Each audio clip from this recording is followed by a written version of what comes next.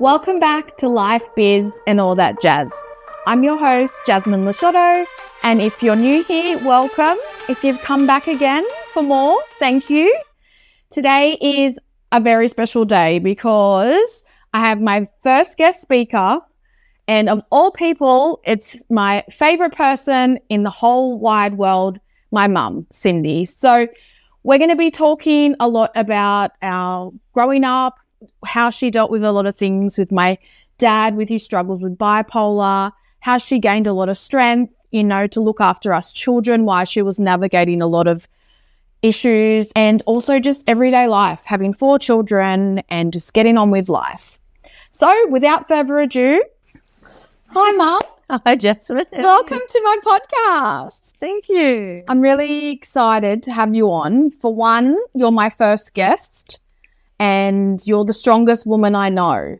So I know that this is really going to benefit for the purpose of my podcast, and it's really always been about creating awareness and, shifting pain to purpose and allowing us to share our strength and resilience when sometimes it's not always easy to share, but also just to help other women, because I think what you've been through and how you are as a person is remarkable in a way, because no matter what has happened, you've always still been a good person, and you've kind of got on with things the best way that you could. Yes. Yeah, That's true. we'll go straight into the questions.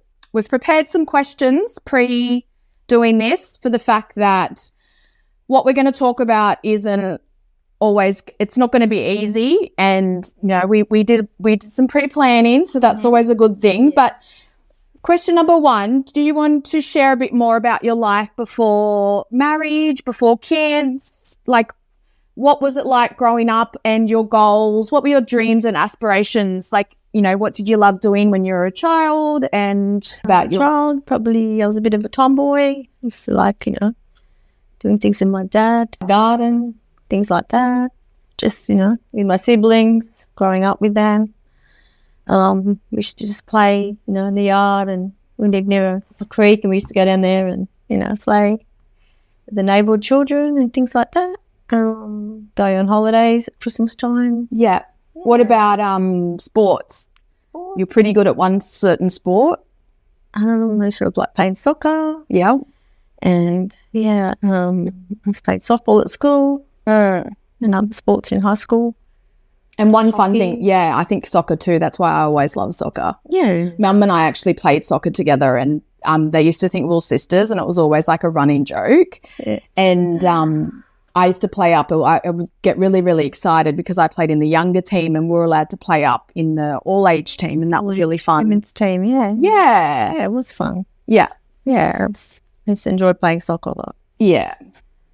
And then just high school, teenage, hanging out on the weekend with my friends, going to the beach. We lived in the western suburbs, so the beach was a big trek. We'd leave at 7 a.m. in the morning.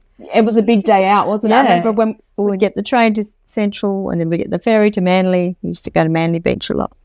Things like that. Yeah. Just hanging out, sleepovers. Yeah. With friends, listen to easy music life before technology. during the 80s. So. Yeah.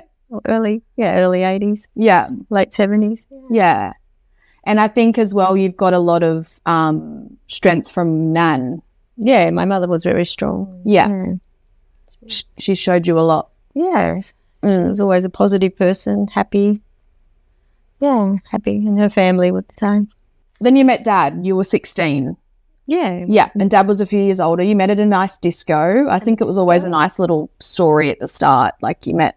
Yeah, we met at a disco. It was quite nice. My best friend from school was there, and we met some guys, and actually met her father, Gotsy, and it was good. We used to go out on weekends and go big night out to the city. And lots of fancy lived down in dinners. Fairfield, Western Sydney. So Yeah.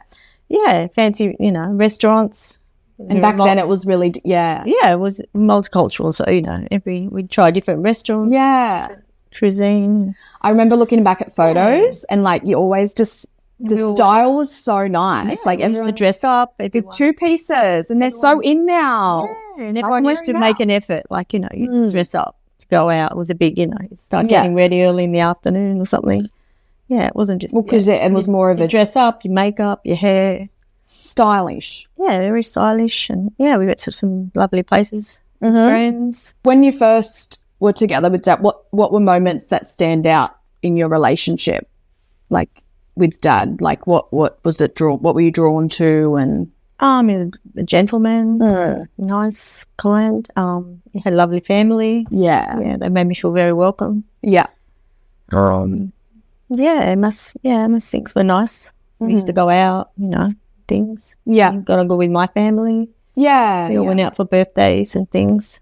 Yeah. At what point did you kind of start to notice things shift in the relationship in regards to Dad's mental health?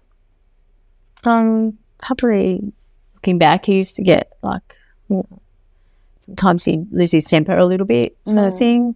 Yeah. Get a bit frustrated. Yeah. Yeah, like that was... But he had it, so he was, like he worked for himself, so sometimes I suppose I thought it was, you know, he had a lot of pressure from that sometimes, I suppose. And, and sometimes he let me down, like we were supposed to go somewhere and then he changed his mind. Most of the time it wasn't too bad, like, you know. Yeah. And do you know, like, what do you feel like happened in that way? Like he was just not there, not present, or... Maybe probably not as present. Yeah. Yeah. Just kind of like dealing with his own stuff, but not really sharing but we were it. still young, and so he's, you know, we were still young, like, so you probably wanted to hang out with the guys sometimes and things like that. Yeah. I think as well too is like it's very obvious, like it happens a lot, is that when someone is dealing with something or, you know, their own thing, and we always tend to take it out on the people close to us. Yes, and that's right. And the closest ones are the ones that really suffer. Once you got married, and how did his mental health struggles start to affect you when, you know, you were a wife and then us kids come along, and what kind of did you feel like you had to change, or did you just kind of went on with it, or how did that make you feel? I suppose I went on with it, but then I was more sort of didn't get the support. Like I was on my own a lot. Like, where instead of being together in the evenings, he might have gone out or something, and I was home with the kids, younger. Yeah, and it's just like, you're a family, but you feel like, you know, like, it's all on my shoulders sort of thing. And then a lot of weight to deal with. But I was happy, you know, like to be a mother, and, you know, I loved it. But, it's like you're married, but, like, you know, when you get married, you should be, you know, maybe home more and things like that. More. Yeah, like partnership. Yeah, 50-50. Yes, definitely. Maybe it was like, and then after, like, the struggle, like, we bought the house and, you know, bills not getting paid, and, but he was working all the time, but then it was working out that, you know, the money was going somewhere else. So. Yeah, and that's why things weren't getting, And that's when he was gambling, and that was like his addiction to gambling started. Must have started then. Yeah. Because before that, married for a few years? Yeah, a few years. And then that changed, and then that was the decision he made, because, you know, to move up the coast. Yeah, that's when we moved there, and then that was even harder for you, I guess. Financially, because that was excluded you away from your family. Yeah, so it was isolating. I was isolated away from everyone, my friends, family. Were there obviously the years are going on, we're growing up, you've got 4 kids, you know, I always look back at my childhood and there's so many great memories. I know we obviously saw Dad going through his battles, and, you know, there was times that we just didn't know what was going to happen, and, you know, what mood and stuff like that. And we can obviously, now we look back and we see it all very clear. Were there times that you felt like that you needed to protect us from certain realities? Because I feel like at a point that it got to a point where we could notice, or definitely myself and like Tim being a bit older. Yeah. As you're growing up, of course you notice. Different things. Was there certain things that you felt like you did to protect us from seeing things, or you know? Well, there's probably a lot of things that I didn't say that were going on. I'd probably But when we were younger, like, because I sugarcoated it feel a like, little bit. yeah. And Then you sometimes, the arguments, we would see the arguments though as well. yeah, So, of course, because we were there, and yeah. probably, like we just, but you didn't have that understanding not to say it in front of you, but it just happened, and we were both probably hot-headed, and it's hard to hide it, I suppose. Yeah, you get to a point where it's kind of more comfortable. Yeah, and I was on there, and usually your father was still working in Sydney, so I was on my own during the week, and yes, we sort of had a different life then, a different time. We were on our own, it was quiet, and then he'd come home on the weekend and things would change, or if he was in a mood, that was, and then happy, and if he'd been gambling, he would be upset. He felt bad after that. And then that gets him down because, he's lost money like anybody does when things aren't going right. And do you feel like, because obviously with the bipolar, it was like, the highs were really high, and when it was really good, it was always really good. Yeah. Now we didn't really know then, but No. I can just see the patterns. Yeah. Thinking of, and then when it was down, bad, he'd sometimes, it was, and he just didn't know that's how when to he'd come express out it. with things that were, nasty things he'd say. Things like that. But I think as just well, not turning up for special occasions when, we're waiting for him to come home and things like that. Yeah. He didn't turn up, and that was disappointing for you children, and which I could see that. And that hurt me, because whatever happens to your children hurts you.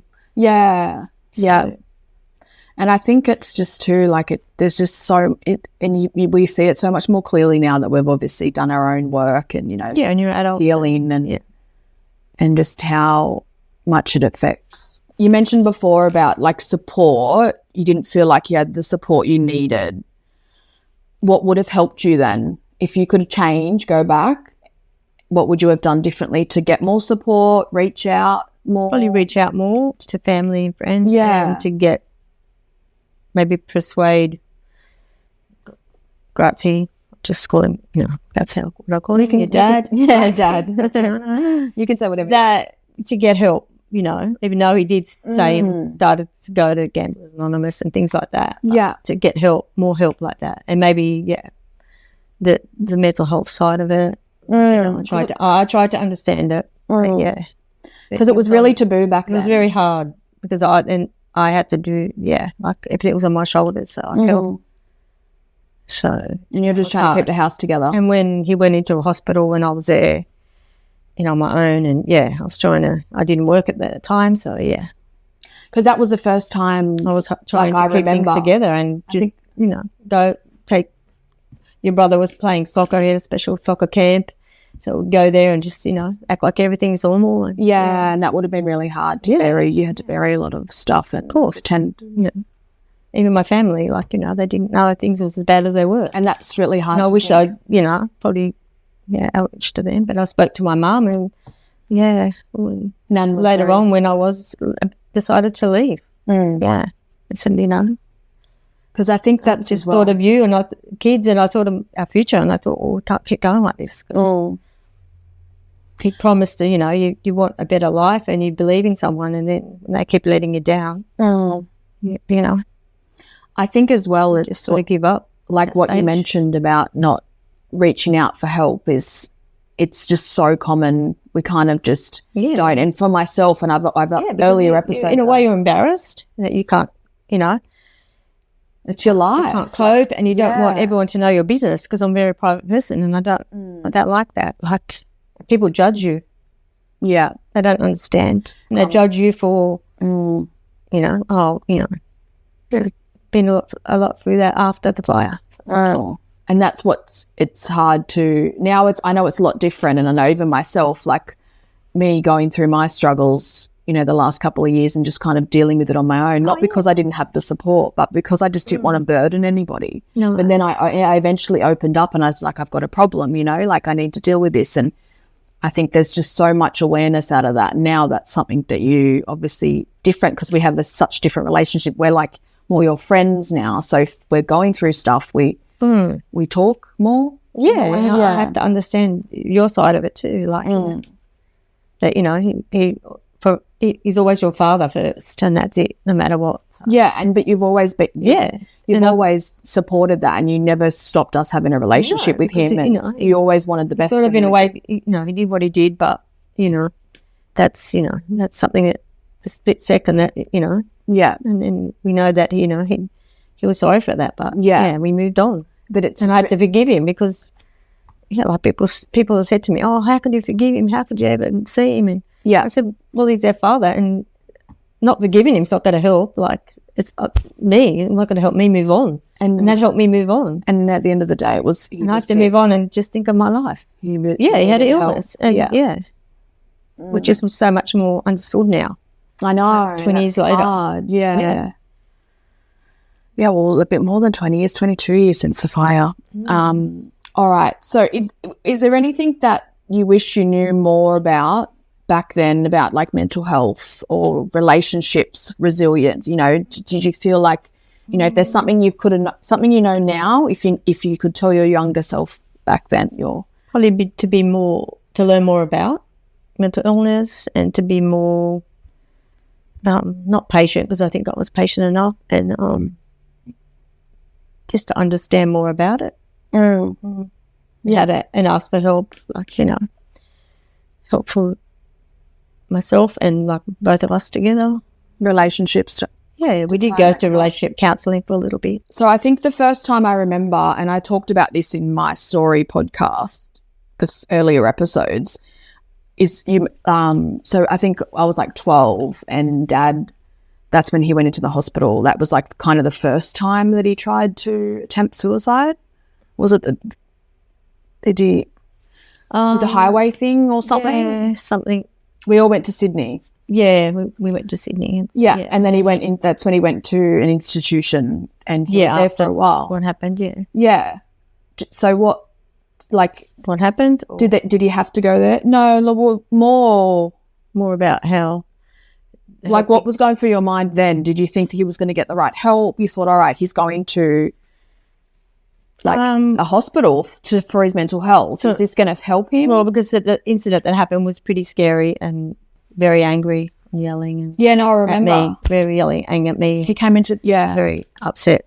And he didn't, every time he was in and it was that scary. I've never seen him like that before, and that was very scary. That was the first time I remember him being like that too. And then he went to the hospital, and he was there for a few weeks, and then he didn't come home. He let to live with his brother for a few months. So I just don't feel like he got the right help then. That could have been a real pivoting point. It could have. Like, they didn't diagnose him with bipolar. How did they miss that? He was on medication after, but I don't know if it was bipolar. We didn't get diagnosed with bipolar till after the fire. Mm-hmm. Like, it was very close to before he... Yeah, it was probably just like, met something and he depressed or something, and then that's... Yeah.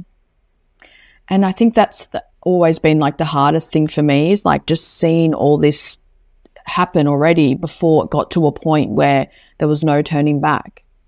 And like it's always hard for me to think about, and that's why I want to share more about this now, because what we're sharing could help people before it gets to a point where they can't come back from it, or they lose their parent, father or wife, or like child.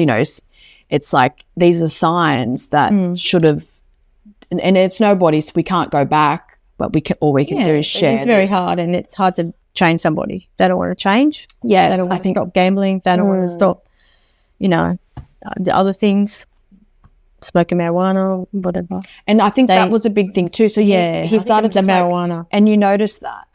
More after we got married, I suppose, but more because it's mind altering. It's very mind altering, and some people come back to live with, like after that episode, he come back home and to live with us, and he wasn't able to work or anything because I think some people can smoke it and be fine. It is mind altering, but some people can't. Yeah, and that highs and lows too, and with bipolar, it probably made it worse. It would have fueled it. I don't know exactly, but yeah. I think it just depends. It's type of like any type of substance or drugs or anything, especially with alcohol. He was probably more calm at home because he wasn't. Another thing too, I feel like every time I don't know if he was drinking the night before the fire, But like you said, like that time, and then before he passed, actually, like that, the last time he tried, he was drinking wine. And for me, like when I've had alcohol and been down, like that's when you're at your worst times and you're thinking, your thought patterns are Yeah, of course. You just, and especially if you're alone and you're thinking of